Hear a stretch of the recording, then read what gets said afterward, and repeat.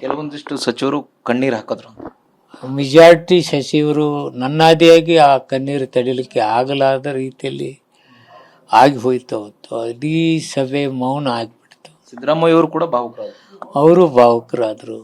ಈ ಎಲ್ಲ ಸಚಿವರು ಕಣ್ಣೀರು ತಕ್ಕಂಡು ನೋಡಿದಾಗ ಅವ್ರಿಗೇನೋ ಆ ಭಾವುಕತೆಯ ಕಣ್ಣೀರು ಬಂದು ಬಿಡ್ತು. ರಾಜಕಾರಣದಲ್ಲಿ ಸಿದ್ದರಾಮಯ್ಯ ಅವರು ನಿಮ್ಮಂಥವ್ರ ಮಟ್ಟಿಗೆ ಒಂದು ದೊಡ್ಡ ಆಲದ ಮರ ಇದ್ದಾಗೆ ಸಾಕಷ್ಟು ಪಕ್ಷಿಗಳು ನೆರಳನ್ನು ತೆಗೆದುಕೊಳ್ತಿದ್ರು. ನೀವು ಕೂಡ ಅವರ ನೆರಳಲ್ಲಿ ನೀವು ಇದ್ದಂಥದ್ದು. ಇಂತಹ ಸಂದರ್ಭದಲ್ಲಿ ಅವರು ಈಗ ರಾಜಕಾರಣವನ್ನು ಬಿಡ್ತಾ ಇದ್ದಾರೆ ಅನ್ನುವಂತಹದ್ದು, CM ಸ್ಥಾನಕ್ಕೆ ರಾಜೀನಾಮೆಯನ್ನು ಕೊಡುವಂಥದ್ದು ವೈಯಕ್ತಿಕವಾಗಿ ನಿಮಗೆ ಎಷ್ಟು ಇದಾಗತ್ತೆ ಅಂತ? ನನಗೆ ನೋಡಿ 3 ಸಲ ಸೋತು ಸುಣ್ಣಾಗಿದ್ದೆ. ಇನ್ನು ಆಯ್ತಪ್ಪ ರಾಜಕೀಯ ಕಾರಣ ಬದುಕೇ ಮುಗಿತೇನೋ ಅನ್ನೋ ಹೊತ್ತಿನಾಗ ನನಗೆ MLC ಮಾಡಿ ಮಂತ್ರಿ ಮಾಡಿ ಇವತ್ತು ನಾನು ಇಲ್ಲಿ ಕೂತ್ಕೊಂಡಿದ್ರೆ ಕಾಂಗ್ರೆಸ್ ಪಕ್ಷ ಹಾಗೂ ಸಿದ್ದರಾಮಯ್ಯನವರು ಅಂತ ನಾಯಕರು ಇರಬೇಕಾಗಿತ್ತು ಇನ್ನೂ ಅಧಿಕಾರದಲ್ಲಿ ಅಂತಕ್ಕಂಥ ಭಾವನೆ ನಂದು.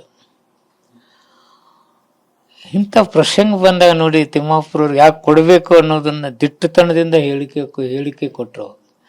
ಯಾಕೆ ಕೊಡಬೇಕು ತಿಮ್ಮಾಪುರವ್ರಿಗಂದು ಇಂತಿಂಥ ಕಾರಣಗಳಿಂದ ನಾನು ಕೊಡ್ತಾ ಇದ್ದೀನಿ ಅಂತಕ್ಕಂಥದ್ದು. ಹಾಗೆ ಒಳ ಮೀಸಲಾತಿ ಬಂದಾಗ ಯಾಕೆ ಕೊಡಬಾರ್ದು, ಅದು ಭಾಳ ಅವ್ರು ಹಿಂದುಳಿದಾರೆ ಅಂತಕ್ಕಂಥ ಮಾತು ಕೊಡ್ತಕ್ಕಂಥದ್ದು. ಅನ್ನ ಕೊಡ್ತಕ್ಕಂಥವ್ರು ಕೆಲವರಿಲ್ಲ, ಬಡವ್ರಿಗೆ ಇಷ್ಟೆಲ್ಲ ಕೊಟ್ಟರೆ ಕೆಲಸ ಕಾರ್ಯ ಸಿಗೋದಿಲ್ಲ ಅಂತಕ್ಕಂಥವ್ರು ಕೆಲವ್ರು ಸಿಕ್ಕರೆ ಇವರು ಬಡವ್ರಿಗೆ ಅನ್ನ ಕೊಡಬೇಕಾಗದ ನಾನು ಅಂತಕ್ಕಂಥವ್ರು ತಾಯಿ ಹೃದಯ.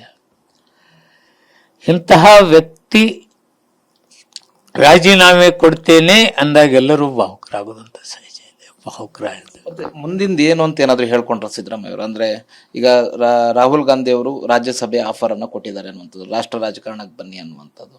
ಆ ಥರದ್ದು ಏನಾದ್ರು ಹೇಳಿದ್ರ? ಅಂದ್ರೆ ರಾಜಕಾರಣ ಸಾಕು ಅನ್ಸಿದ್ಯಾ ಅಥವಾ ರಾಜ್ಯಸಭೆಗೆ ಹೋಗ್ಬೇಕು ಅನ್ನುವಂಥದ್ದು ಏನಾದ್ರು ಚರ್ಚೆ ಮಾಡೋದು? ಯಾವುದು ವಿಚಾರಗಳನ್ನ ಅವ್ರು ಹೇಳಿಲ್ಲ.